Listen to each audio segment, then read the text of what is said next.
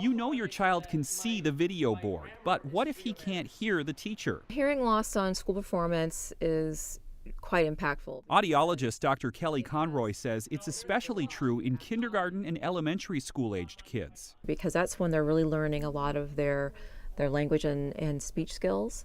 They're also learning to get along socially with other children. Dr. Conroy says hearing loss in children can result in a variety of ways, but noise is a big culprit. One of the major issues we're seeing right now are children that have listened to MP3 players or iPods very loudly for long periods of time. Infection or other problems in the middle ear can lead to hearing loss, and hearing problems can run in families. Dr. Conroy says a hearing check should be a standard part of your student's back-to-school routine because earlier detection can lead to earlier intervention. Help them to be as successful as they can in a situation where there is some issues with hearing. For the Mayo Clinic News Network, I'm Jeff Olson.